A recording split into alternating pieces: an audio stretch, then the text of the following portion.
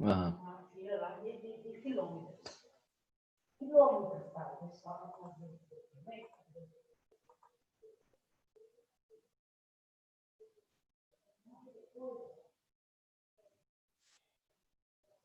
Viu? Você comeu uma bolachinha toda, vem aqui, ó. Seu bloquinho.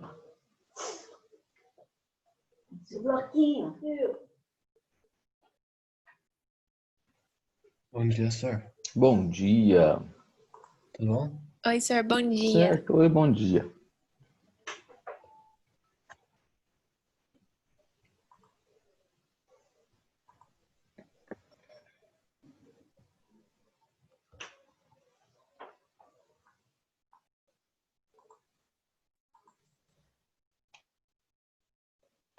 Bom dia, senhor. Bom dia. Vocês Tudo estão bem? certo? Graças a Deus. Por enquanto, tudo certo. Tô ficando com medo só. Por quê? Ah, sei lá. A gente falava tanto de Covid, agora a gente vai conhecendo mais gente que, né, pegou o negócio. Parece que tá chegando perto da gente, Ah, não é? Então, fazendo reunião com os professores ontem do estado, duas professoras já tiveram, num grupo pequeno, né? A gente é um grupo de 40 e poucos professores. Já tem duas professoras que estavam, os maridos, os parentes, e vai chegando perto, parece, tá doido, tá louco, hein, senhor? né?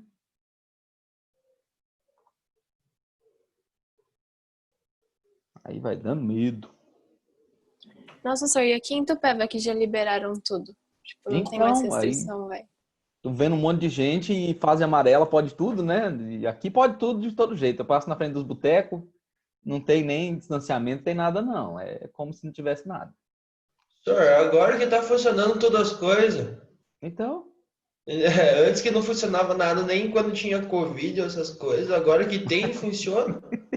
agora o pessoal vai Como é abrir que mesmo. pode?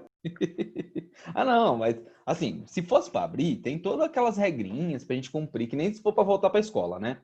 Tem distanciamento, tem toda uma estrutura que tem que ser montada e tudo para poder, no mínimo, reduzir os riscos, né? Aí abrir de qualquer jeito tá errado. Nem a É gente, quem pessoa paga o pau, até nós que estamos cuidando. voltar de qualquer jeito para a escola? Não pode também. Tudo tem que ter no mínimo, uma organização, tem que ter no mínimo o espaço reduzido, distanciamento das pessoas, não colocar muita gente, tem tudo umas coisinhas que pode fazer para minimizar. For ver, o certo era ficar em casa guardadinho para não morrer. Tem que sobreviver esse negócio, gente. Pelo amor de Deus. Bora. Ó, na semana passada, nós fizemos os 2 módulos. E o que aconteceu de diferente é que eu falei que vai ficar sempre os exercícios para que vocês façam durante a semana. E eu corrijo agora, antes de começar os módulos novos. Então, hoje, nós temos também 2 módulos. Para hoje, nós vamos fazer o 51 e 52. São também problemas ambientais e projetos ambientais. A gente termina essa parte de falar de meio ambiente. Depois, tem extrativismo, produtos de extrativismo para começar turismo e indústria. Ainda tem um pouquinho de natureza, que tem um pouquinho de extrativismo ainda. Então, a proposta de hoje é, primeiro vou corrigir os exercícios dos módulos 49 e 50 e depois vamos fazer o módulo 51 e 52. Para tentar facilitar a nossa vida, eu digitalizei as respostas e vou tentar compartilhar com vocês aqui. Tentar, porque de vez em quando o bate-papo daqui não funciona muito bem, eu não consigo mandar as coisas. Vamos ver se eu consigo agora. Aí eu encaminho para vocês. Vocês têm como, não precisa ficar copiando as respostas longas agora. Pode pegar depois. Vou tentar compartilhar o arquivo aqui.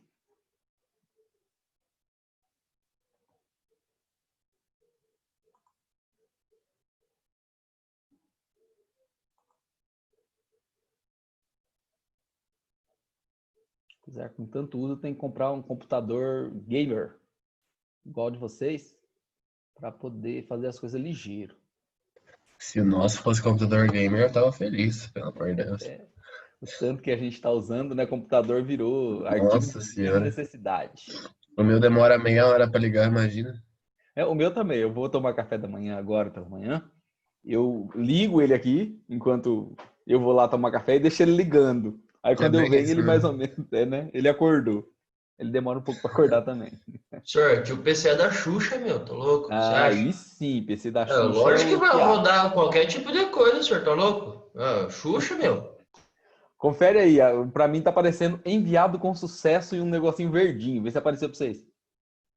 Não. Aqui não tem nada, Não, não. Aonde não você apareceu. enviou? Tu mandou Apareceu no chat, senhor? só pra Amanda Cardoso, que ela tinha falado bom dia Ah, de que mim. história. Aí eu mandei, foi só pra ela. Deixa eu admitir aqui a Belisa e Yuri e vou mandar de novo, rapidão. Amanda Cardoso teve a preferência, mandei primeiro pra ela.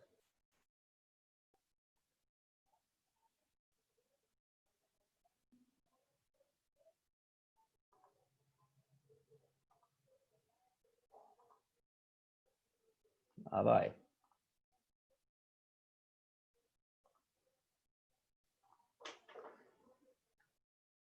No meu PC Bomber aqui. Pior que minha máquina não é velha, é nova, mas se eu soubesse que viria um momento que eu teria que usar tanto, eu teria comprado uma máquina mais potente. Agora foi, senhor. Agora sim, firmeza. Então aí, ó, tem o scanner, eu escaneei todas as folhas com as resoluções. Não vou corrigir lendo tudo, que nem nós fazíamos em algumas questões. O ideal é que vocês sempre executem, né? Façam, para a gente dar uma comparada, para ver o quanto vocês conseguiram acertar, se acertaram muito ou pouco, e vocês tirem as dúvidas. Então, eu vou compartilhar as páginas e as resoluções dos exercícios maiores. Vocês podem ficar tranquilos que vocês têm como olhar, tá? No documento que eu mandei. Então, na 224, são as primeiras questões do módulo 49. Aqui. Compartilhando a tela com vocês e a gente começa a correção.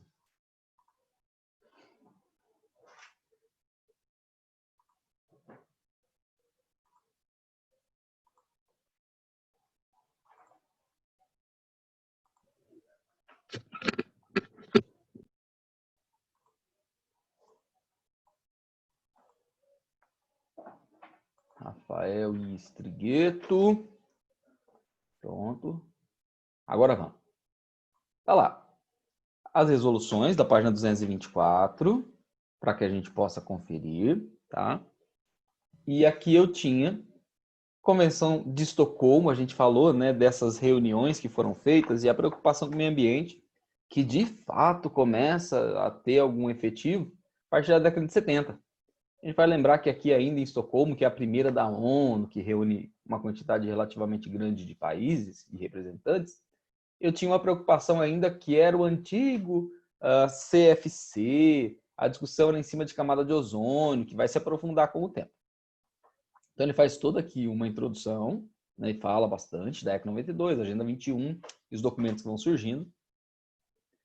E vem aqui, de acordo com o texto, é correto afirmar que o texto fala que a Conferência de Estocolmo alertou o mundo em relação aos problemas ambientais. Então, é o começo de tudo, é o primeiro momento em que eu consigo enxergar esses problemas, que eu consigo, de alguma forma, começar a expor uma preocupação com esses problemas, tá? Então, bora. Essa era 1. A 2.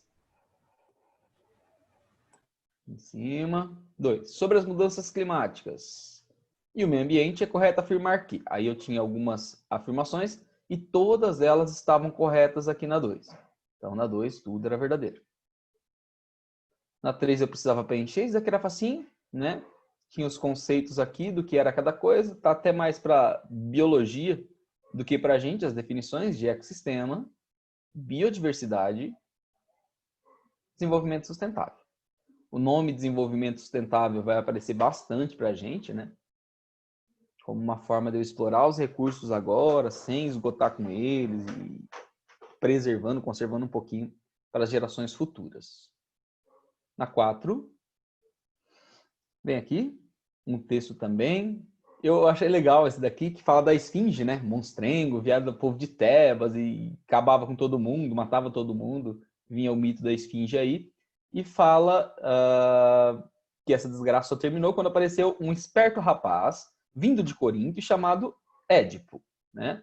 Ele matou a charada, provocando o suicídio da fera. Não sei se vocês conhecem o mistério da esfinge aqui, tudo que tinha bonitinho na lenda aqui. Pois bem, o desenvolvimento sustentável também é um enigma à espera do seu Édipo. Então existe a relação aqui entre tudo que eu tinha com os segredos e da esfinge, que foi descoberto por Édipo, e ele compara isso com o desenvolvimento sustentável, né? Esperamos uma pessoa como Édipo, na lenda aqui, que consiga fazer essa resolução, consiga decifrar esse enigma de como fazer o desenvolvimento sustentável e salvar o planeta dessa fera e desse monstrengo aqui, que seria o desafio que nós temos. Tudo aqui, ó, desenvolvimento sustentável, um desafio para o século XXI. E aí podemos afirmar que, resposta certa aqui é a B, os conflitos socioambientais evidenciam as contradições da relação estabelecida entre a sociedade e a natureza, no modelo de desenvolvimento capitalista. O modelo que a gente vive nesse momento dificulta e muito, tá, que a gente consiga conservar o meio ambiente. A gente está no modelo consumista, né, desde a Revolução Industrial, tem que consumir, consumir, consumir.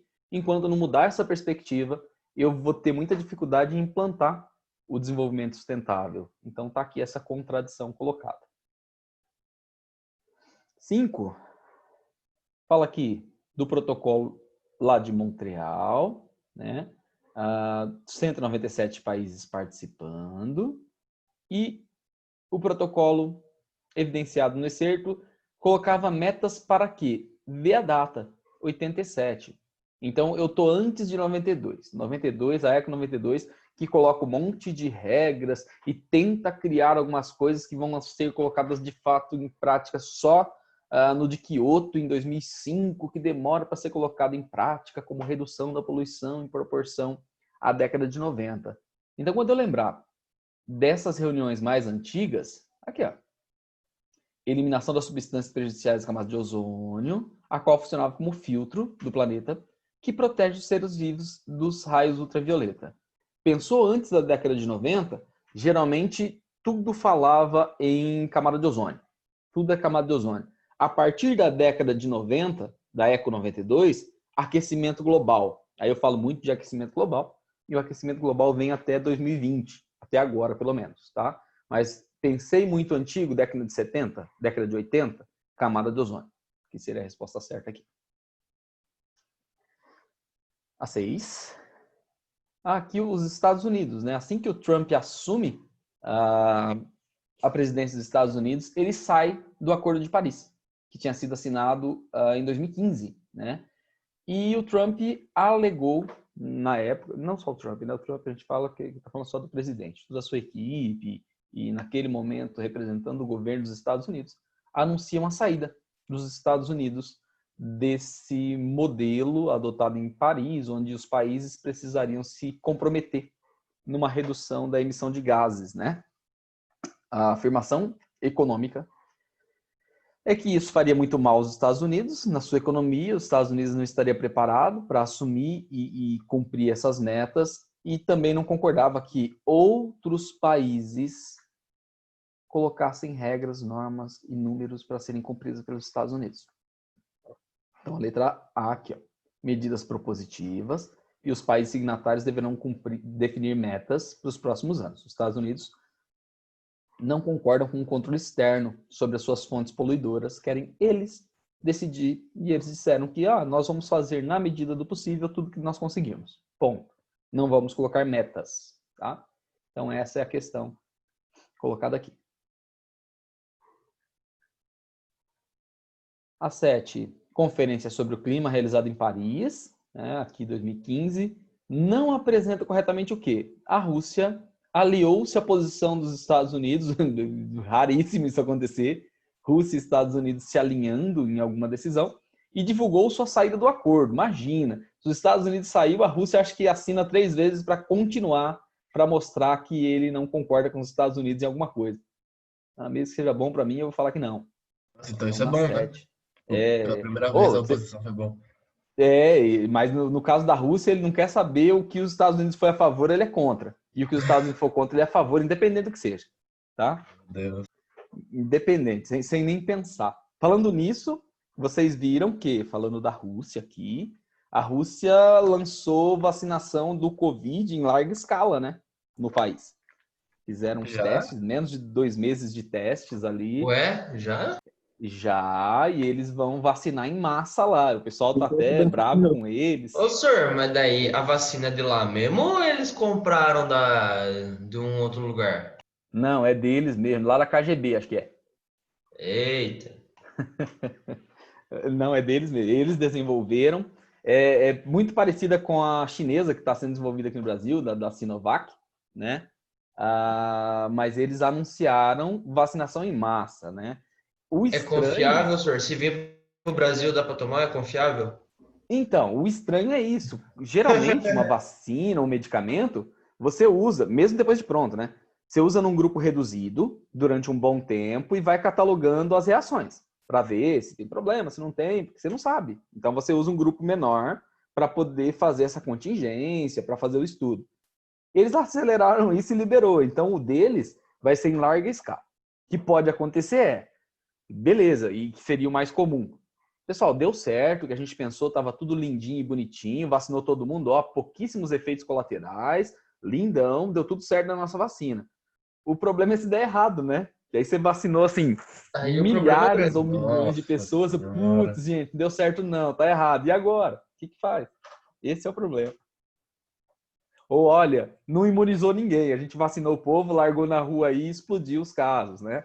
E esse que seria o problema maior. Mas a crítica, talvez, sei lá, até uma crítica política pode ser também, enquanto todo mundo está fazendo, né, os testes, está fazendo todo o procedimento que se pede para fazer, a Rússia antecipou e vai fazer em larga escala, solta em larga escala a vacinação.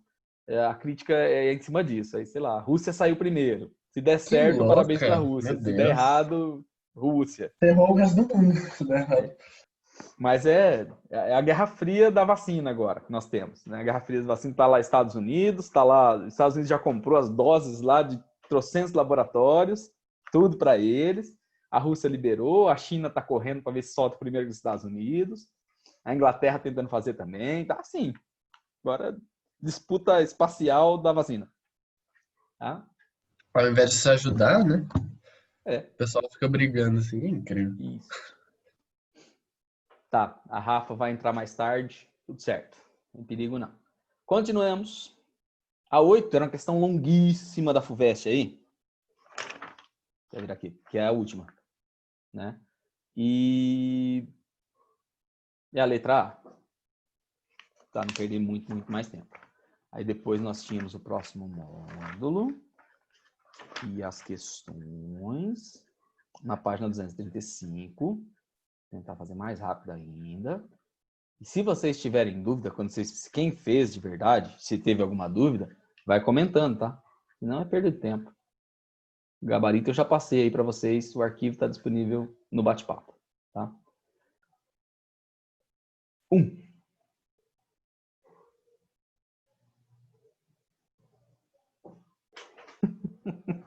Ai, Deus do céu. Vocês assistiram o Atlético Goianiense ontem? O Atlético quer? Da situação. O Atlético Goianiense, vocês não viram? Cara, que vergonha! Contra que Vocês viram? time?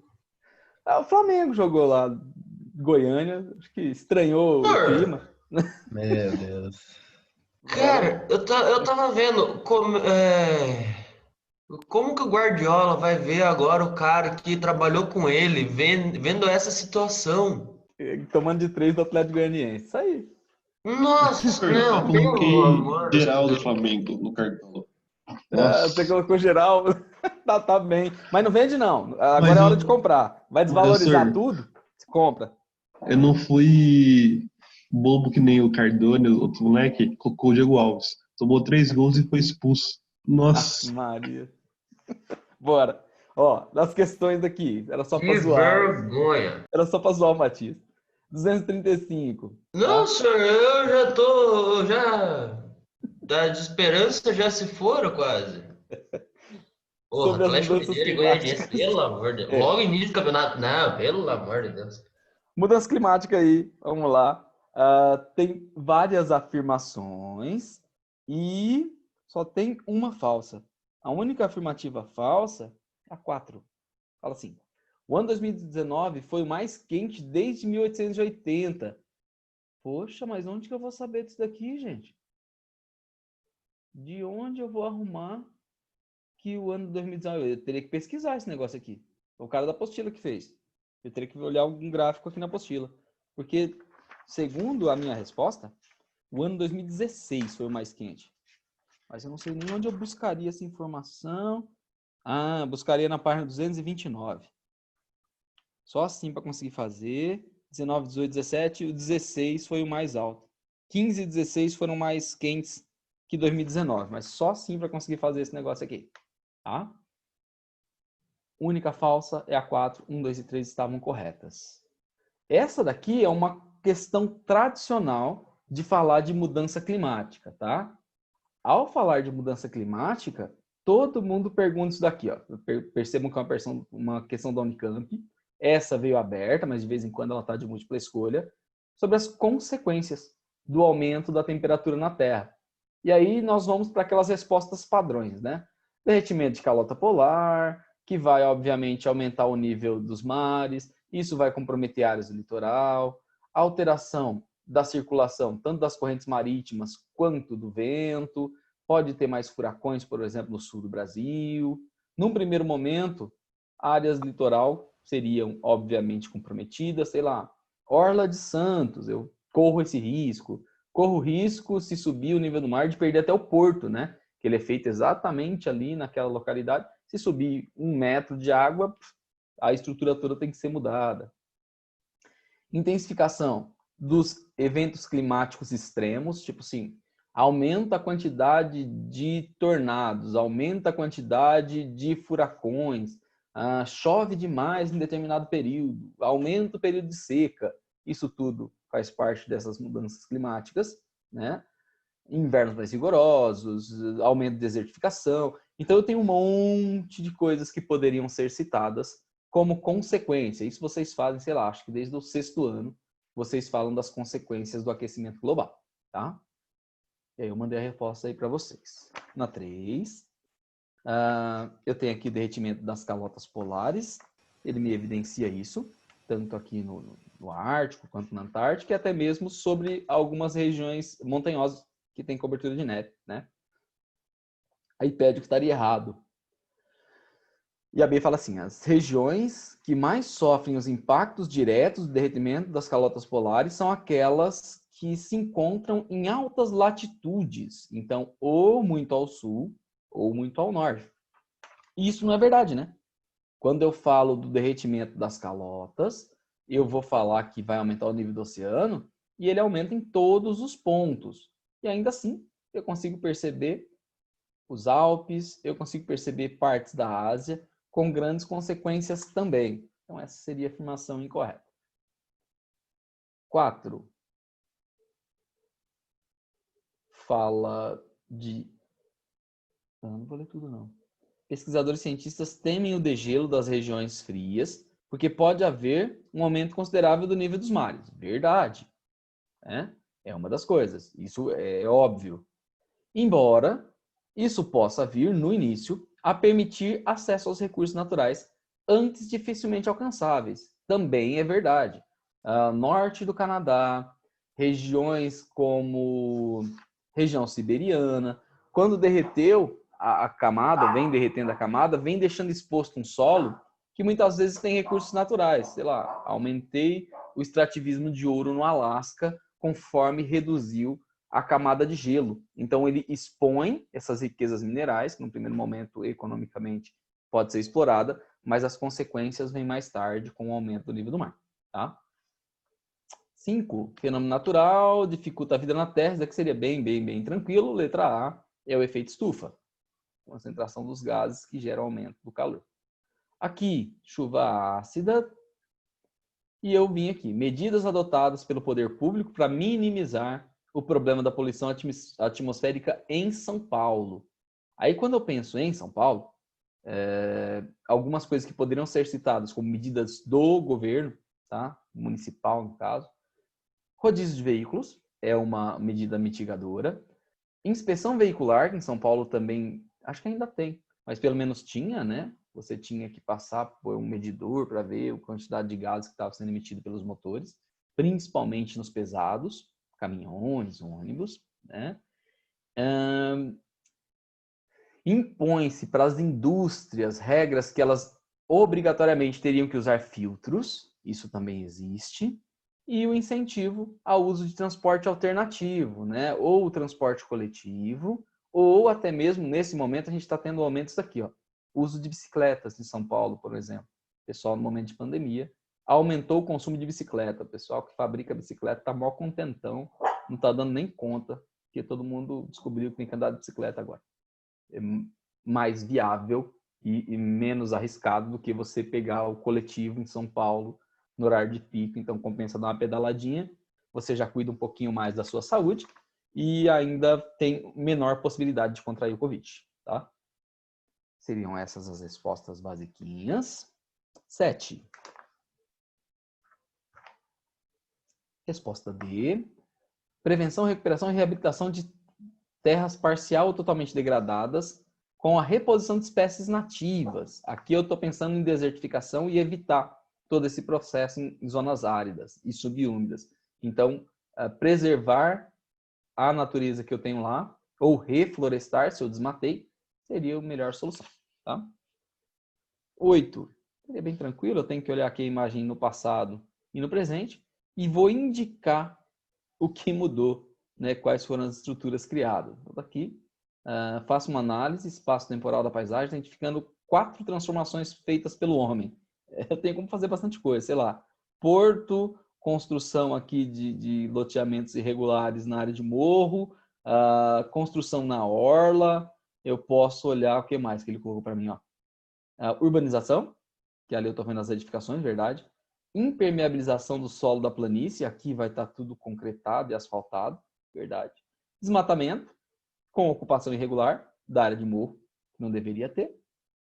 Instalação de um porto, terminal portuário dá para ver ali também.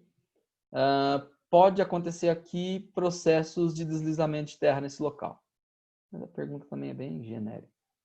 E a 9, quando a gente fala aqui de reduzir e se comprometer com a redução da emissão, principalmente do CO2, nós falamos muito, no caso brasileiro, em investir em energias sustentáveis, né? Apesar que a gente já faz um negócio, que a gente é meio sacana, que nós já produzimos há bastante tempo. Então, eu falo em aumentar a hidroeletricidade, o uso dela. Eu falo em mesclar minha matriz energética com base de petróleo com o etanol, que nós já dominamos também faz bastante tempo e a gente já usa. Então, proliferar esses usos. E um pouquinho mais de solar, um pouquinho mais de eólica, já faria o nosso compromisso aqui de aumentar o uso de fontes de baixa emissão ou de zero emissão de gás carbônico. Tá? Fechou? 51. A partir de hoje, para poder ver esse esquema, eu vou continuar fazendo igual. Vou fazer os 2 módulos, os exercícios ficarão. Mas 1 ou 2 exercícios discursivos, questões discursivas, vai ficar como tarefa para vocês encaminharem para mim. Aí depois eu falo qual é, tá? E qual é o canal. Pode ser na Agenda Edu ou pode ser no meu e-mail, para eu ir contabilizando o que vocês vão fazer e no final do bimestre eu poder dar aquele ponto a mais ou até um ponto a mais para quem realiza essas questões, tá? Então, na 51, começamos. Minimizar um negócio aqui que tá me atrapalhando. Aí.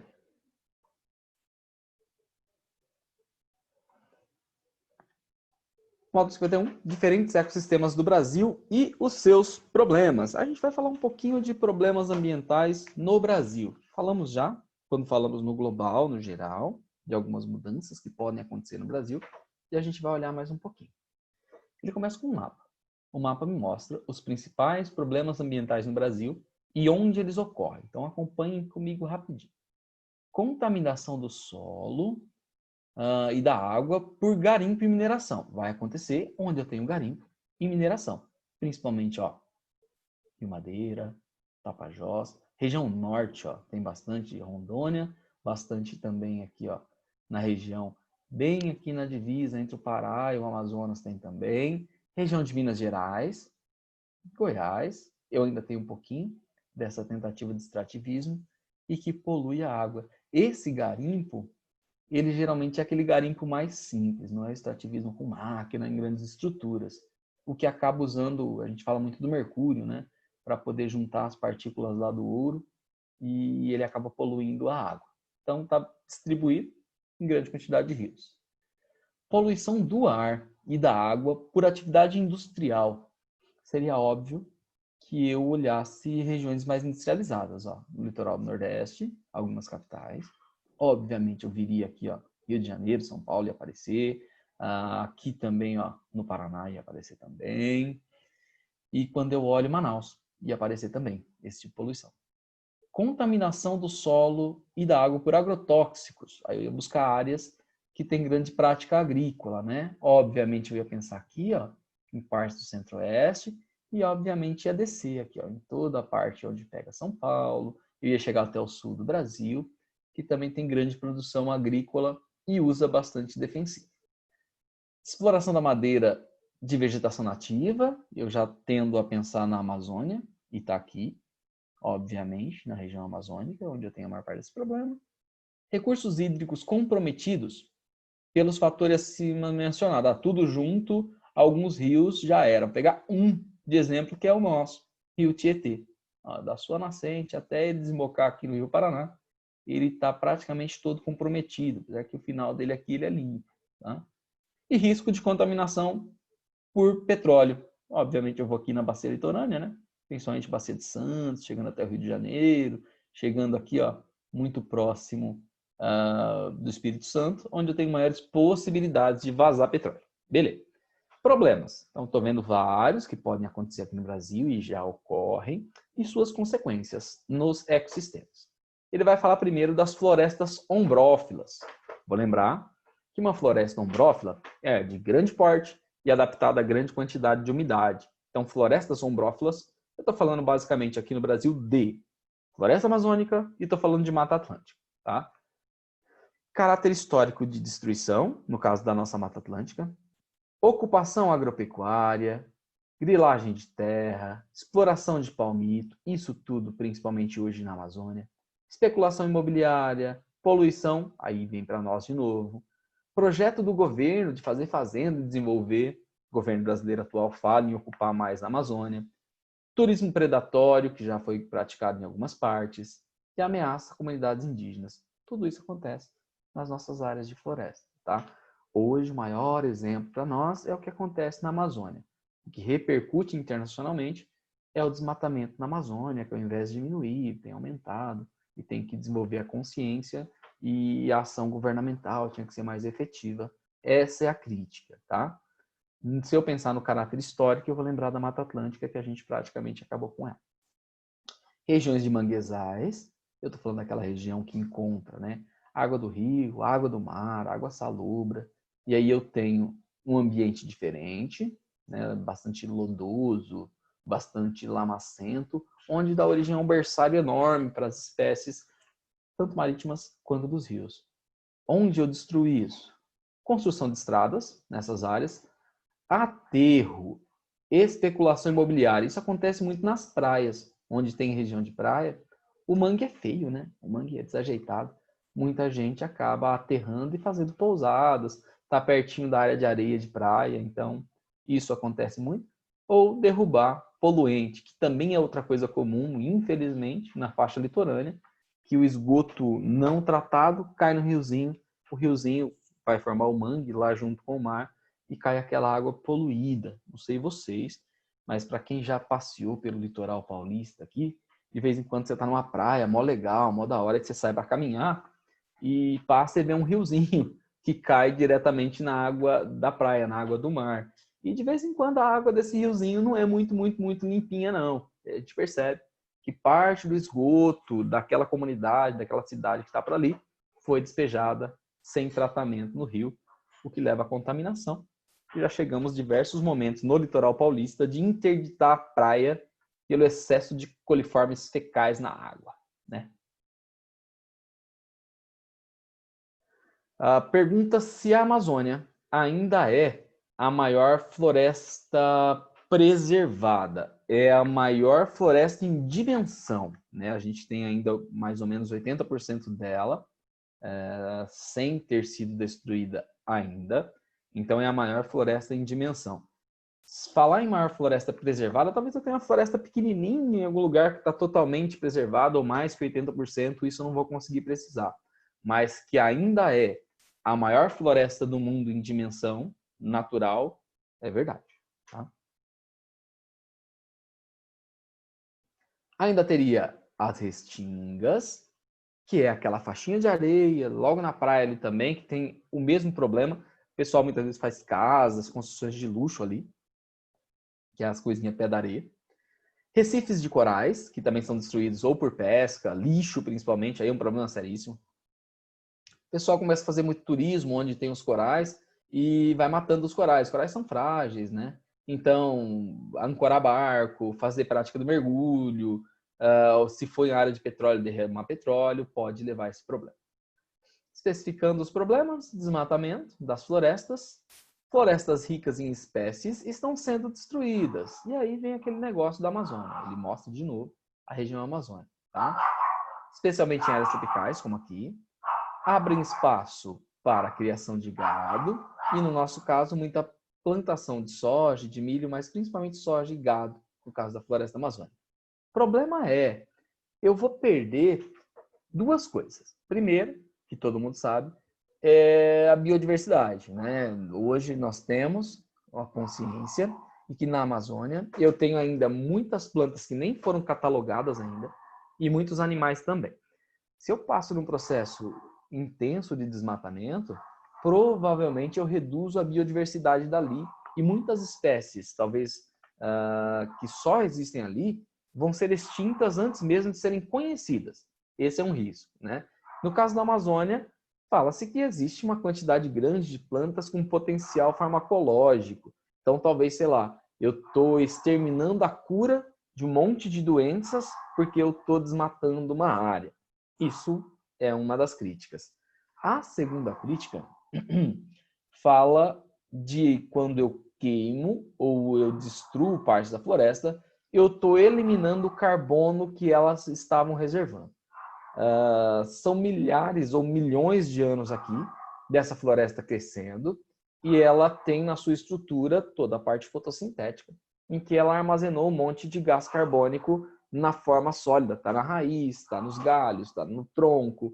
E se eu desmatar e queimar isso daí, eu libero esse gás carbônico que estaria todo aqui na floresta para a atmosfera de novo. Então é um dos outros problemas citados. Toda a parte em amarelo aqui, ó, que vocês vão perceber, é a área de desmatamento mais recente da Amazônia. O que ele chama aqui de arco do desmatamento. Ó. Nas partes periféricas da floresta, eu tenho o aumento do desmatamento. Ficando muito evidente no Pará, ficando muito evidente em Rondônia, no norte do Mato Grosso e no Acre. E a parte que acompanha a planície do Rio Amazonas, também eu percebo um grande desmatamento na região. Essas áreas já foram todas desmatadas, que eram áreas de cerrado. E ele vem com gráficos. Taxas de desmatamento. E daí a crítica, ó. Eu tenho taxas de desmatamento que variam conforme o tempo, com recorte temporal de 1988 até 2019. E ele me mostra o seguinte, ó. A crítica vem daqui, ó. Era muito elevado nos início dos anos 2000, e aí ele vem reduzindo. Ele vem reduzindo, chega aqui em 2012, por exemplo, 11, 12, eu estou numa taxa bem menor taxa histórica aqui. A partir do ano 15, 16, 17 e principalmente o 19, que é o ano passado, eu tenho esse crescimento aqui. Então a crítica maior é em cima disso, que o ano 2019 eu tenho uma aceleração do desmatamento. Pega 18 e 19, eu tenho aceleração do desmatamento. E aí vem uma crítica que o pessoal se aproveita, governamental, né? eu tenho um novo governo que assume aqui, 18, 19, e aí eu tenho essa ascendência do desmatamento, tá? E as acusações que o governo colabora com isso ou permite que isso ocorra. Os cenários futuros que estão descrevendo aqui é o que pode acontecer, né? Quando a gente fala em mudanças climáticas, algumas coisas vão aparecer, já falou em módulos anteriores, e aqui fala algumas coisas que podem acontecer no Brasil, caso nada seja feito. Mas chama atenção assim, olha, se a gente não conseguir controlar essa poluição, essa eliminação do CO2, e eu tiver um crescimento maior que 2 graus, tá? Da temperatura mundial, nesse período de tempo, até 2100, eu vou ter um problema sério, né? E aí ele fala, por um exemplo, em coisas como ocorrência de chuvas mais intensas no verão, ou chuvas maiores também no inverno, deve chover mais nas latitudes médias, um monte de coisas mudaria. Eu tenho uma sociedade toda adaptada a essas condições climáticas e mudaria muito. No caso brasileiro, inclusive, ele fala que eu mudaria a área de produção agrícola. Sei lá, aqui, na região sul, a produção de grãos será inviabilizada. Esses grãos vão ter que ser produzidos em outros lugares, porque no sul vai chover demais, se continuar desse jeito. Então, o excesso de chuva vai comprometer a colheita de soja, a colheita de milho, tudo isso vai ter que partir para outro lugar. O aumento do semiárido. A caatinga vai ser ainda mais castigada, vai ficar ainda mais seco, vai degradar ainda mais, vai virar deserto, que era semiárido, vai virar deserto.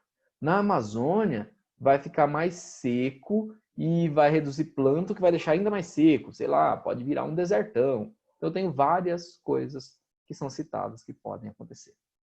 E aqui eu tenho alguns fenômenos. Não sei porque está aqui como coisas de mudança, porque coisas naturais que acontecem. São duas. Inversão térmica, que a gente vai trabalhar depois, ilhas de calor. Nós conhecemos já as duas há bastante tempo. Começando pela inversão térmica. O normal, sem inversão, é que a circulação do ar ocorra assim, tá? O ar aquecido pelo contato com a superfície terrestre, ele fica mais leve por estar aquecido e ele sobe.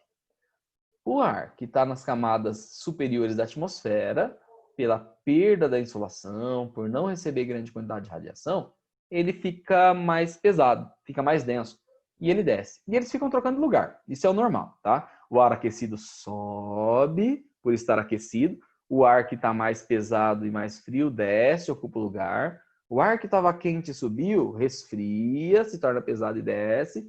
O ar que estava frio aquece aqui com a radiação solar e proximidade e sobe. Então, essa é a circulação normal da atmosfera. Ar aquecido sobe, ar refrigerado desce. Ar aquecido sobe e o refrigerado desce, isso o tempo todo.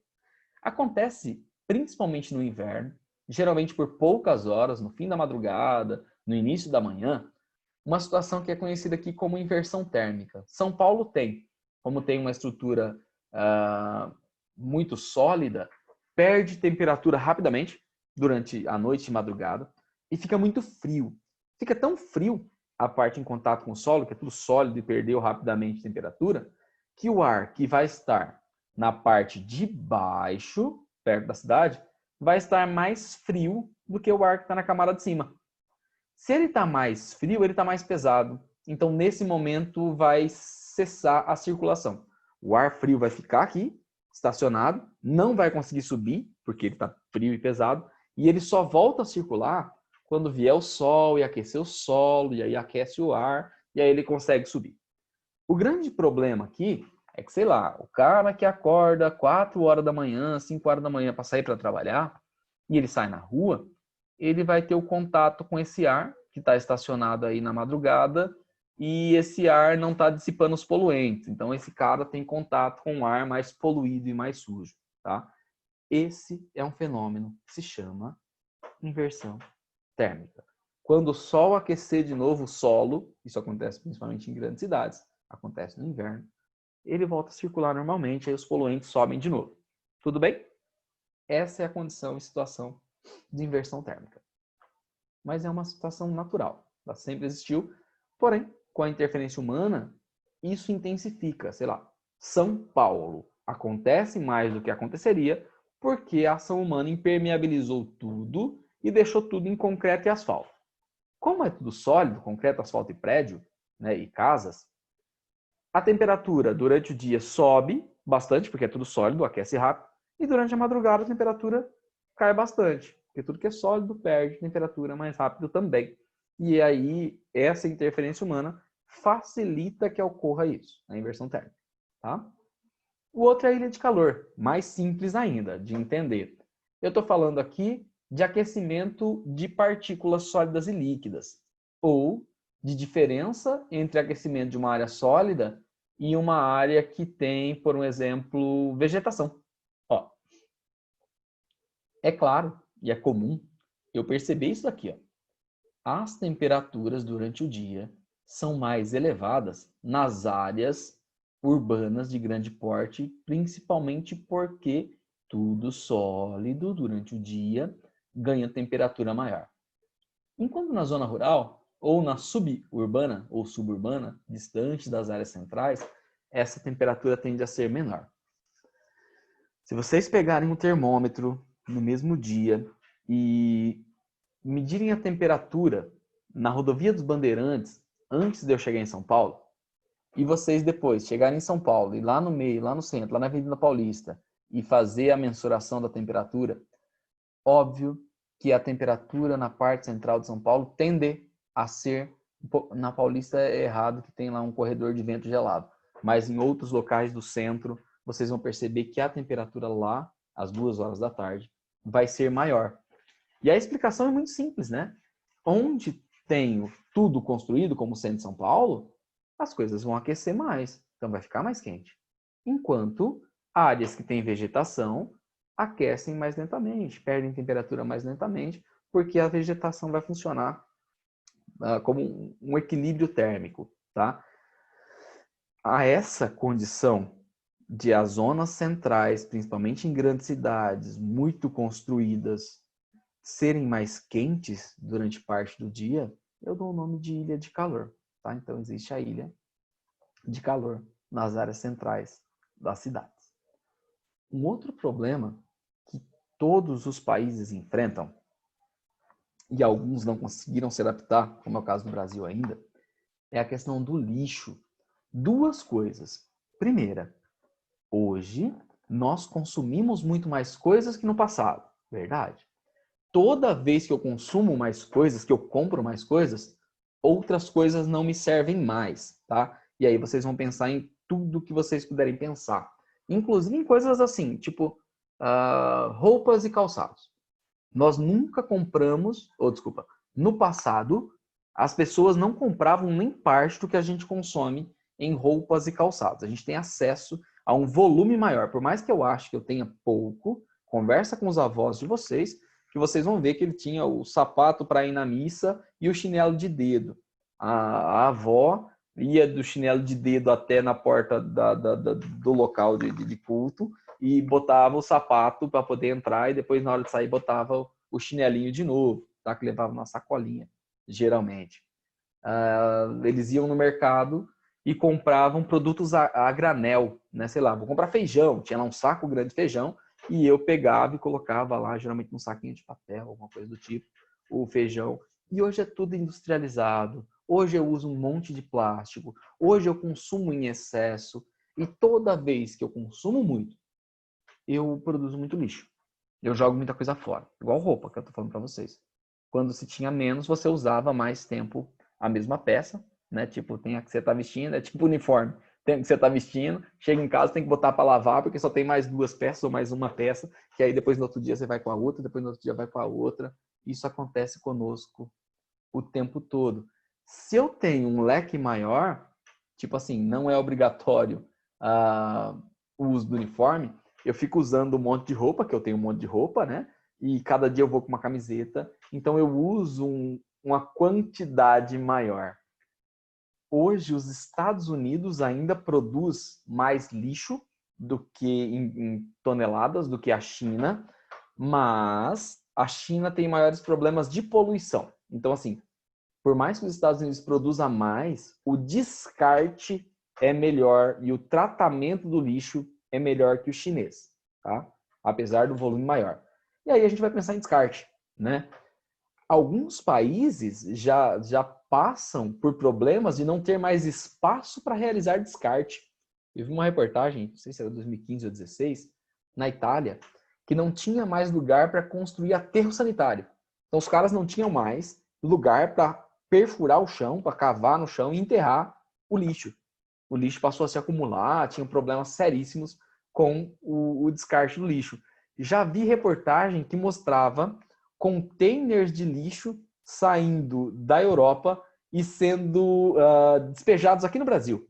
Então, tipo, o cara botava pneu, por exemplo, que é uma coisa difícil de descartar. Os caras botavam em containers e mandavam para cá. Botava lá um navio de lixo, chegava aqui, alguém comprava como se fosse um produto e descartava. A gente E mandou a de gente, volta esses navios, não mandamos? a gente mandou de volta. Como gente pegou, mandou. né? Alguém denunciou, ou não Tá sei, no certo. porto se conseguiu, mandou de volta para a Europa. E acontece muito no continente africano. Aí no continente africano acho que é mais fácil do que aqui, né? Você consegue corromper as pessoas mais facilmente quando elas são mais pobres, geralmente. Então na África, vai lixo lá, deixa lá acumular na África. São situações horrorosas realmente que acontecem, tá? E no caso do Brasil, nós até agimos recentemente, mas a grande parte do país ainda não consegue se adaptar a isso daí. Então, o tipo de descarte que eu faço, pensando em Brasil, ele ainda é frágil. Eu vou colocar como exemplo nós. Não sei se a maior parte de vocês faz a separação correta do lixo para fazer descarte. No meu bairro aqui, passa o carrinho da reciclagem, o caminhãozinho da reciclagem de segunda e quarta, se não me engano. Segunda eu tenho certeza, eu acho que quarta ele passa também. Então, assim, a gente tenta separar, mas você separa o quê? Garrafa PET, coisa que de fato é de plástico, que é reciclagem, papel, papelão, essas coisinhas, e bota num saquinho separado lá de reciclagem. Grande parte das coisas a gente joga, mistura no lixo comum, né? E grande parte das residências não faz separação nenhuma. Vai tudo para o mesmo lixo e tudo para o mesmo aterro. Aqui, em Itupeva, a grande parte do estado de São Paulo, nós temos lugar para fazer aterro. Aqui, o Brasil é um país muito grande, né? Então nós temos volumes grandes de terra e fazer aterro para nós não seria o principal problema, né? O ideal é se fazer o aterro de verdade, porque fazer um buraco no chão, jogar o lixo e enterrar, não é fazer aterro, né? Essa é a principal discussão. Que tipo de aterro eu tenho? No Rio de Janeiro, foi fechado um aterro gigante na região de Gramacho, que inclusive um cara chamado Vic Muniz, ele Eu foi lá e lembro, fez eu umas obras vi de isso. lixo, você viu? Eu vi. Fez umas obras, levou o pessoal, expôs, tirou foto, tudo fazendo as montagens Vendeu a com... leilão e tal, né? Fez leilão, negócio muito da hora, e aquele aterro sanitário fechou. E era um lixão, na verdade. Então chamava de aterro sanitário, mas nunca foi de verdade um aterro.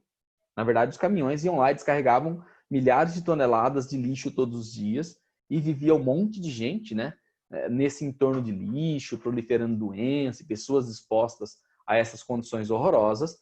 E de vez em quando eu pegava lá um trator, né, eu pegava lá uma esteira e enterrava esse lixo, jogava terra em cima. Isso não é aterro. Esse foi fechado, por exemplo, que era o maior da América Latina. Fazer aterro, eu tenho toda uma estrutura, que aí fica caro. Ao tentar fazer aterro, eu tenho que ter isso daqui, ó. É o que está na imagem aqui. Ó. Ao tentar fazer aterro, eu tenho que dar conta de fazer tudo isso. Ó. Eu faço, sim, a parte da cava, faço o buraco, né? Tomo cuidado, sempre pesquisando a área, porque pode ter um lençol freático passando por aí. Então, eu tenho que dar um jeito de impermeabilizar. Então, eu vou fazer impermeabilização. Aqui ele está falando em polietileno, mas eu posso usar outros materiais, mas um plástico, tá? Fazer uma camada impermeabilizante. Eu tenho que colocar um dreno para poder tirar o chorume, que obviamente a putrefação desse lixo gera, né, aquele líquido geralmente esverdeado, e ele é prejudicial, ele polui tanto a água quanto o solo, então eu tenho que drenar e tratar esse chorume. Eu faço o aterro aqui, ó, a estrutura, para os caminhões virem aqui, descarregar, descarregar, descarregar, e depois que tiver um volume considerável, eu jogo terra e faço isso daqui, ó, que é o mais indicado, né? Dreno para sair o gás, então eu tenho todo um gás metano que vai ser liberado com a putrefação, e o legal é que eu tenho esses canais aqui que eu posso queimar, né? Então eu transformo o metano em CO2 na hora que eu coloco fogo, então tiro o gás de lá também. Isso é caro. Fazer isso daí é uma operação complexa, né? E nem todo mundo está disposto a fazer ou tem condições de fazer. Como eu falei para vocês, estado de São Paulo, regiões mais desenvolvidas, tem toda essa estrutura aí, que é cara de fazer, né? Quando eu olho em outras partes do Brasil, em grandes partes da América Latina, não tem, cara. O aterro sanitário é um buraco que se faz no chão, se joga lá e depois eu enterro, tá? Quando na cidadezinha que eu morava, tinha o lixão, que é uma situação muito mais comum, e aí, infelizmente, ainda bastante comum em partes do Brasil, em que simplesmente eu tenho um terreno e vai descarregando lixo lá. Isso é o lixão. Quando não fica pior, que começa lá putrefar as coisas, todo dia o pessoal vai lá, depois que depositou o lixo, coloca fogo. Então eu tenho vários problemas. Além de deixar exposto, eu ainda coloco fogo e emito CO2 todo dia naquele lugar, né? O lixão no Brasil já é proibido por lei. Eu já tenho que ter aterro. Proibido por lei no Brasil não significa que não exista. Então vai ser localizado... Aí vai ser lixão, os caras só mudam o nome pra aterro só. Então, o cara só vai cavar o chão, né? O lixão, geralmente, você pega o terreno e vai jogando lixo. O aterro, o cara acha que é só fazer o buraco. Então, eu vou lá com a máquina, faço o buraco, jogo tudo e enterro. E eu dou o nome de aterro. Exatamente, não é assim, não. Né? Então, esse é um problema, vocês conhecem. Eu precisaria aumentar, no caso brasileiro, a coleta seletiva e a reciclagem. Nós já temos uma reciclagem bastante ativa. O Brasil tem uma reciclagem muito grande de alumínio, por exemplo. A gente recicla mais de 90% do alumínio que a gente usa. Então, latinhas, por exemplo, não é um grande problema para a gente. Mas a gente ainda faz pouco isso daqui, ó. A separação de fato de tudo, né, que é reciclável, e o encaminhamento correto. Por um exemplo, grande parte de nós, ó, que nós somos adultos, né? Eu já velho, vocês lá na segunda série do ensino médio, já terminando, pensando já em faculdade, morar sozinho, ganhar dinheiro e ficar rico, né? A gente muitas vezes não sabe que na hora de descartar papel para reciclagem, eu não posso amassar o papel e jogar no lixo, porque ele não vai servir para reciclagem se eu amassar as fibras. Se eu for jogar na reciclagem, certo é eu rasgar, picotar ele e jogar, que aí dá para ser utilizado. Então, mesmo a gente achando que está jogando um papel para reciclagem, eu vou lá e amasso a folha. Amassei a folha, ela não serve, tá?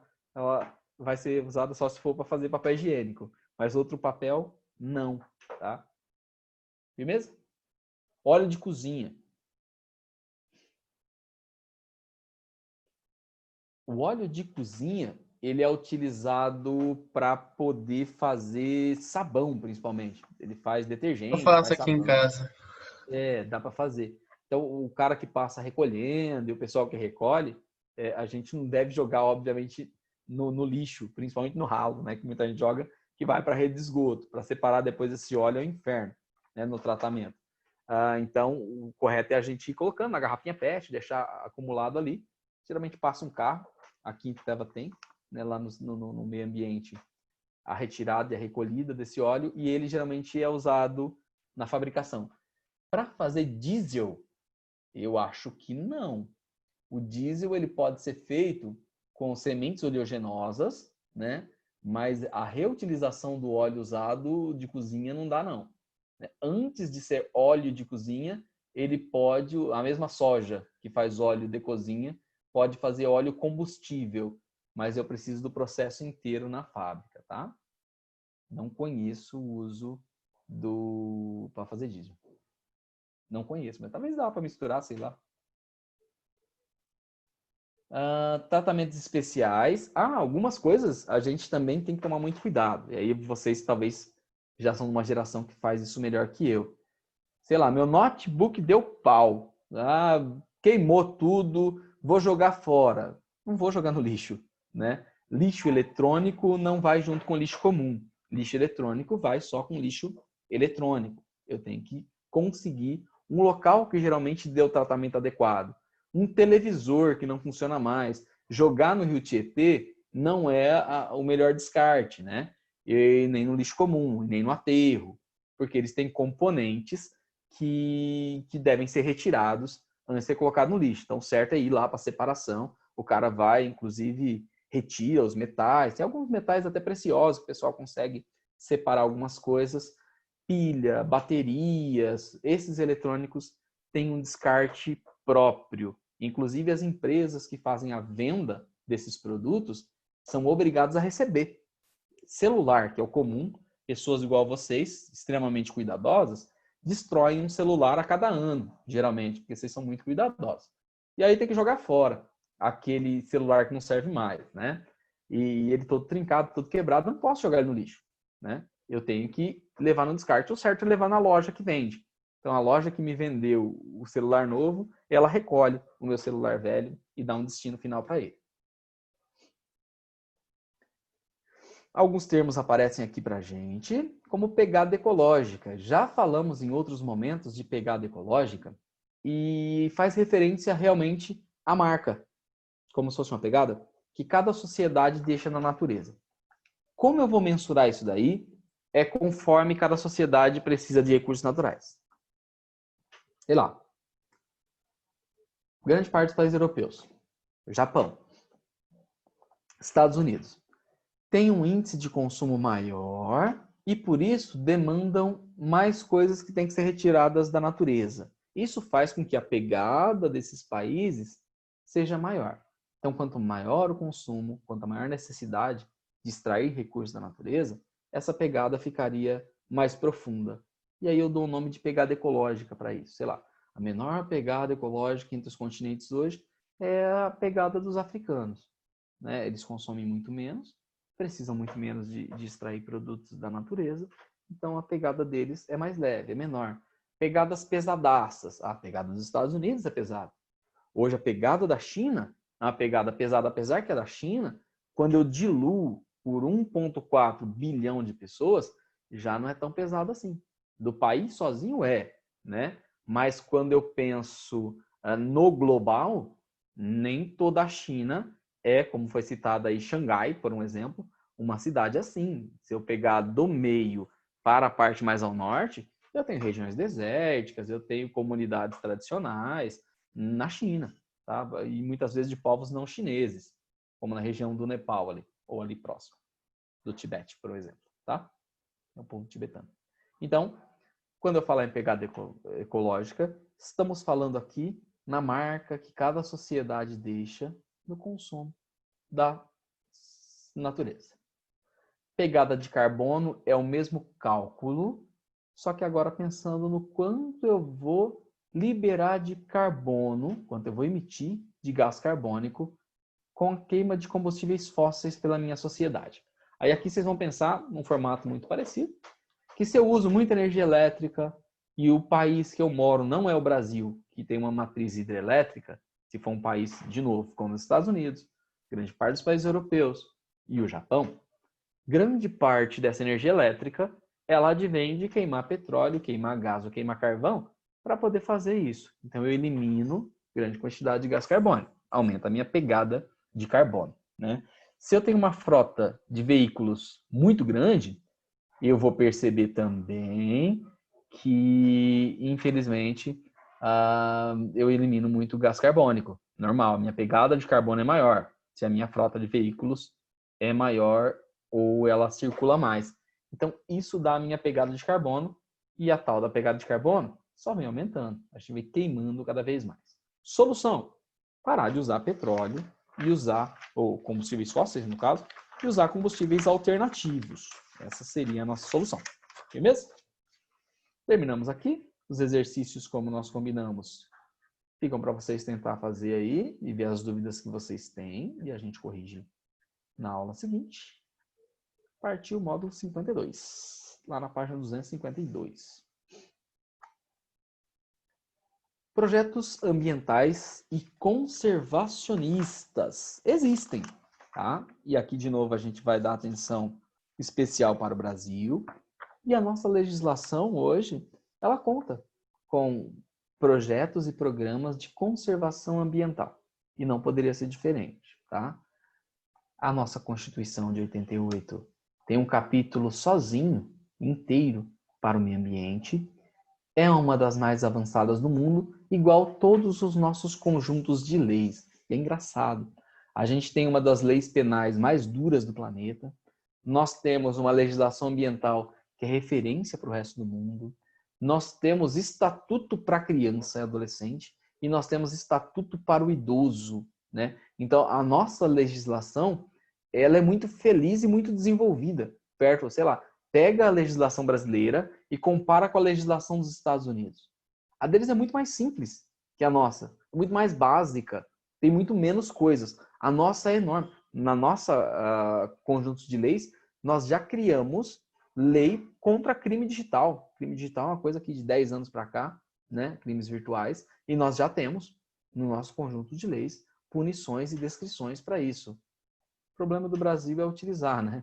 Ter escrito não significa nada. Então, eu tenho uma legislação ambiental maravilhosa, igual quando vocês leem a Constituição brasileira, que fala que todo mundo tem direito à moradia, todo mundo tem direito ao trabalho, todo mundo tem direito a ter uma vida digna, todos têm que ser respeitados pelo que são, blá, blá, blá, você tem independência de um monte de coisa, você não pode ser discriminado por isso. A legislação fala isso, e é bonito de ler, né? Quando a gente lê a Constituição, a gente se acha até importante, fala, nossa, eu sou bom mesmo, me respeita, vagabundo, porque está escrito na Constituição que eu tenho esse monte de direitos aí. Para nós aqui o duro é fazer cumprir, né? Infelizmente, a gente não consegue fazer cumprir tudo isso daí. Então, tem sim um capítulo. Nós temos institutos próprios para poder controlar, punir, acompanhar, fazer pesquisa de meio ambiente, preservar, liberar áreas que não devem ser mexidas. Isso os principais deles estão aqui, ó. O IBAMA, que todo mundo conhece, né? Ele existe desde 89, é federal e pensa em preservar o meio ambiente. Então, é o responsável pela preservação ambiental. Preserva, controla, fiscaliza e conserva a natureza, tá? Concede licença ambiental e controla essas licenças ambientais em áreas que vão ser ocupadas. Temos o ICMBio, o Instituto Chico Mendes, ele é mais novo, ó, de 2007, e ele visa apoiar o IBAMA nessas ações. Então, ó, ele cria unidades de conservação da biodiversidade e autoriza licenciamento e faz punição aos infratores. Então, ele faz um trabalho em conjunto com o IBAMA. Então, temos dois. Já tem na nossa legislação a criação de unidades de conservação, né? Unidades de conservação seriam áreas que deveriam ser protegidas ou devem ser protegidas. E aí eu tenho a parceria entre municípios, Estado e governo federal para preservar algumas áreas. Tipo, aqui perto de nós tem a Serra do Japi. A Serra do Japi é uma unidade de conservação. Eu tenho todas as regras, o que pode e não pode construir ali, a área que tem que ser conservada, o que se pode fazer, que tipo de turismo, que tipo de visitação. Isso tudo vem aí. Em 2000, ano 2000, nós criamos, inclusive, um sistema nacional de unidades de conservação da natureza, que é o SINUC. Aqui, ele junta tudo isso para poder articular como fazer a melhor proteção, né? Então, eu tenho como objetivos principais de todas as políticas de preservação ambiental aqui, de criar áreas para serem protegidas, unidades de conservação, obviamente, proteger as espécies ameaçadas de extinção que estão nesses lugares, conseguir segurar os bancos genéticos, não permitir que desmate toda. A Mata Atlântica já foi quase toda. Então, o pouco que sobrou, vamos cuidar para não desaparecerem. Eu tenho um mosaico dessas espécies em natura aqui. Promover o desenvolvimento sustentável, quando precisar explorar sem deixar destruir, né? Ou explorar e ao mesmo tempo proteger. Proteger algumas paisagens de beleza cênica, recuperar ecossistemas degradados, né? Favorecer a educação ambiental, visitação ambiental, pesquisa científica, tudo isso é feito nessas áreas de conservação, essas reservas ecológicas. E aqui eu tenho onde elas estão, tá? Nós vamos ver que tem dois tipos, a de proteção integral e a de uso sustentável, mas dá para perceber que a maior parte delas, obviamente, estaria aqui na região amazônica, né? Núcleos espalhados pela parte central do Brasil existem, e na fachada litorânea, um pouquinho de conservação do que era a nossa Mata Atlântica, inclusive a nossa aqui, tá? Serra do Japi. Então, eu tenho 2 tipos de áreas de proteção, que pode ser unidade de proteção integral e de uso sustentável. Qual é a diferença entre elas? Ó, a de proteção integral tem regras e normas mais restritivas, protege mais, não pode explorar essas áreas. É permitido apenas o uso indireto dos recursos. Não posso ir lá e extrair os recursos para comercializar, por um exemplo. Ou seja, aquilo que não envolve consumo, coleta ou dano aos recursos naturais. Por um exemplo, pode ter recreação em contato com a natureza. Eu posso permitir que pessoas vão até lá fazer visitação, mas não pode explorar o ambiente. Beleza. Turismo ecológico pode acontecer. Pesquisa científica. Então, a proteção integral, como o nome já fala, tem mais restrições. Tá? Uso sustentável. Eu conservo, mas permito que algumas coisas sejam exploradas de forma a não destruir o ambiente. Então, eu tenho que ter, ao mesmo tempo, algum tipo de atividade e essa atividade, na verdade, tem que me ajudar a preservar. Exemplo. As áreas de proteção integral, se for na Amazônia, não pode coletar castanha e açaí para comercializar. Não pode. Só se for das comunidades nativas para uso da alimentação deles. As de uso sustentável pode. Eu posso ter projeto para tirar a borracha da seringueira, eu posso ter projeto para autorizar a extração do açaí, autorizar a extração do guaraná, autorizar a coleta da castanha, ao mesmo tempo que esse pessoal que trabalha nesses locais ajudam a proteger para não desmatar e não virar área de plantação de soja ou de criação de gado, tá? Ei, meu cachorro bravo, alguém que está na rua dele. A rua é dele, ninguém pode passar na rua dele. Jogar ele lá fora, ele vai ver. Né? Tem várias categorias. O seu Fred tá bem... Não, ele se passou na rua dele, se passar de caminhão, então, ele fica muito macho. Mas ele late aqui dentro, sem vergonha. Ele não tem nem coragem de latir lá fora. Na garagem. Ele nem vai latir lá na rua. Late aqui dentro. Bateu o pé, ele vai parar lá no quarto do fundo. Algumas áreas, fotografias aqui, alguém do objetivo provavelmente deu uma passeada e foi tirando foto, o tal de Felipe Yabuzaki, né? E aí o autor da apostila aqui achou legal colocar as fotos do cara para a gente olhar.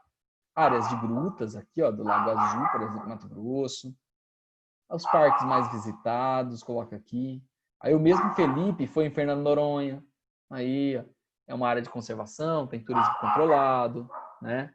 O mesmo Felipe, ele foi também lá no Parque Nacional do Iguaçu, tirou foto de lá, ó, e aí deixou publicar na mídia aqui do Objetivo. Ele deu um rolezinho, foi tirando umas fotos. Eu vou fazer isso também. Só uns rolês, só para tirar foto. Esse daí foi para toda parte, hein? O cara deve ser, né, filho de alguma professora de lá, alguma coisa. E aí, pá, mãe, eu vou tirar foto para você, mãe. Aí tá aí, ó, as fotos do cara. Se for professor, não deve ser igual a gente, né? Ele não consegue viajar, não tem nem, só nas férias, pô, pouco tempo. Diferença entre preservação e conservação. Aqui nós temos 2 palavras que geralmente são usadas para falar a mesma coisa e no Saiba Mais aqui ele quer que a gente diferencie. Conservar e preservar não é a mesma coisa. São termos que devem ser utilizados para coisas diferentes. Ele fala aqui para mim, ó. Conservação significa proteção de recursos naturais com utilização racional que garanta a sustentabilidade. Então, quando eu falo em conservação, eu posso usar sem destruir. Então, isso é conservar, né? Preservação quer dizer proteção integral. Então, preservar seria não mexer. Então, preservar é não mexer e conservar é utilizar sem destruir. Então, não posso usar conservação ambiental e preservação ambiental como se fossem sinônimos. Na conservação, faço uso racional. Na preservação, eu protejo integralmente. Eu não mexo, tá? Corredores ecológicos são isso daqui, ó. Quando a gente fala em corredor ecológico, a ação antrópica desmembrou as florestas, separou espaços. Para poder permitir que seja melhorada a circulação, até que seja reflorestada determinadas áreas, que determinadas espécies de animais transitem de um lado para outro e passe a reproduzir e a povoar mais de uma área, foram criados corredores. Então, eu propositalmente, por exemplo, aqui, ó, pegar um pedaço nosso aqui, ó, aqui na Serra do Mar, tá? Eu, de propósito, uno partes que estavam separadas da Mata Atlântica para que possa ter maior circulação dos animais e das plantas. Quando eu falo das plantas, passarinhos, por exemplo, pássaros ou animais que levam sementes de um lugar para outro, ajudam a disseminar as espécies nesses espaços. Então eu faço a ligação física entre espaços que estavam separados. Sei lá, tem uma matinha aqui e outra matinha aqui. Elas estão separadas, né? As espécies não se conversam. Eu construo um corredor ecológico. Eu planto aqui, eu refloresto um pedacinho para poder juntar as duas. E aí essa junçãozinha que eu criei aqui promove essa circulação. A isso eu dou o nome de corredor ecológico. Eu vi, e tem umas obras assim bem legais, obviamente não no mesmo tema, né? Não é um corredor ecológico, mas obras que visam a permitir a circulação de espécies em áreas urbanizadas, em áreas de construção. Então eu consigo ver descendo para o litoral que de vez em quando, obviamente a gente passa na Serra do Mar, tem mata de um lado, mata do outro e a pista no meio. Para que os animais não passem sobre a pista, eu faço alguns túneis para permitir que eles passem por baixo, né? E aí eu protejo dos acidentes, do atropelamento, eu reduzo isso daí. Então eu faço uma passagem. É uma forma de preservar. Vi, muito interessante, os caras fazerem um viaduto, e aí eu faço um viaduto grande, com um monte de túnel, né? O túnel embaixo para os carros passarem, viaduto em cima, e na parte mais superior dessa parte que o túnel passava ali, florestou. Os caras colocaram solo, plantou as coisas em cima, então vai passar os carros embaixo, e em cima vai ter vegetação, e no morro os animais vão conseguir passar por cima, sem passar lá pelo túnel, sem passar pela pista e sem ser atropelado. São obras que são feitas para poder melhorar a proliferação de espécies nesses ambientes já degradados. Terra indígena, estudamos no primeiro módulo do primeiro bimestre, são áreas cedidas a comunidades tradicionais indígenas com o intuito de preservar a sua sobrevivência físico-cultural, né? Explorar essas áreas e manter a sua cultura intacta. Elas servem para duas coisas. Ao mesmo tempo que eu protejo o costume do índio, e isso está garantido na nossa Constituição, né? O direito do usufruto, lembrando que o índio não é dono da terra indígena, ele tem a concessão, ele tem a posse e o usufruto da terra. A terra continua sendo do Estado, né? Não é do índio. O índio só tem o direito de ficar lá e utilizar essa terra sem ser incomodado, né? E os recursos naturais que estão lá vão ser explorados por ele também. E ela serve ao mesmo tempo de proteção social, de proteção cultural e proteção ambiental. Como eu preciso de áreas grandes para fazer aquela manutenção, daquela forma de vida simples, de pesca, de caça, por um exemplo, eu vou acabar protegendo essa área da exploração. Uma área que poderia virar pasto, uma área que poderia virar agricultura, uma área que talvez fosse de garimpo, eu reservo para essa sociedade. E aí advém alguns conflitos também. Invasões de terras indígenas ou projetos, muitas vezes até governamentais, em reservas indígenas, ocupando parte dessas terras e promovendo o desmatamento. E muitas vezes eu tenho um conflito entre o índio e o cara que está ali, o madeireiro, o cara que é o garimpeiro, o fazendeiro, que ocupa ilegalmente, irregularmente, essas terras do índio. Fechou? O dever que eu falei que eu ia passar para vocês, o módulo acabou, tá? O dever que eu ia passar para vocês, para eu começar a contabilizar, eu vou escolher algumas questões dessas discursivas para que vocês me mandem. E aí vocês vão me mandar ou via Agendedu ou via o meu e-mail, tá? O meu e-mail, vocês vão poder mandar, que é mais fácil de eu ver, é Omar Gomes Oliveira, margomesolivera@hotmail.com. Esse daqui. margomesolivera@hotmail.com ou via Agendedu, pode ser uma foto, tá? Do que vocês fizerem. É só para eu contabilizar a quantidade de colaborações de vocês e poder mensurar o ponto a mais que eu vou poder dar no fim do bimestre. Então, para hoje, por um exemplo, vou deixar uma bem simplesinha para vocês. Ó. A gente vai fazer só a questão número 1, aqui na página 258. Vocês vão responder, pode ser na própria apostila ou numa folha à parte. Óbvio, lembra de colocar o nome de vocês para eu saber quem é vocês, né? O que são as unidades de conservação e quais são os seus objetivos principais. Pesquisou, colocou lá o que são unidades de conservação e qual é o objetivo delas. Vai me mandar até na quinta-feira que vem, que é onde eu pego e vou contabilizar os que entregaram. Aí na semana seguinte eu deixo mais uma questão, depois eu deixo mais uma e no final eu faço esse um ponto, tá?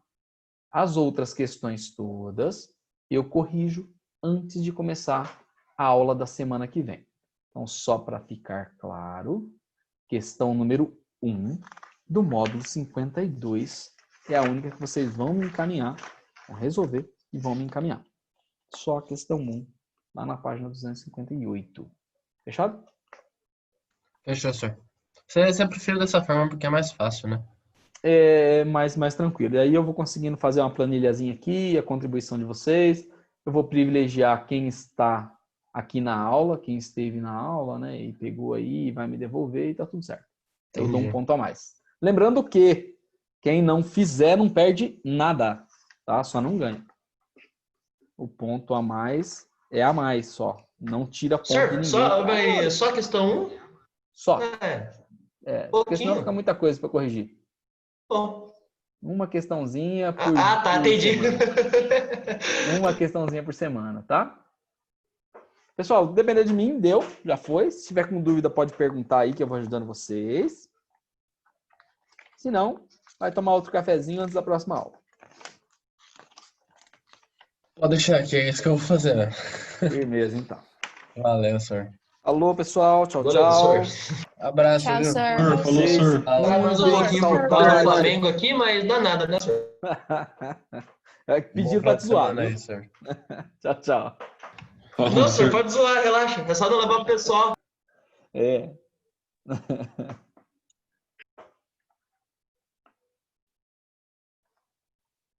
Falou, senhor. Até, abraço. Falou, até mais. Tchau, tchau.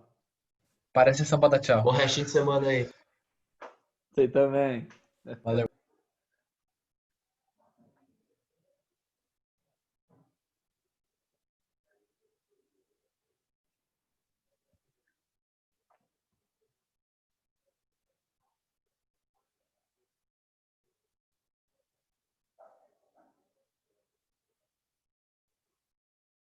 Você tá esperando a gente sair?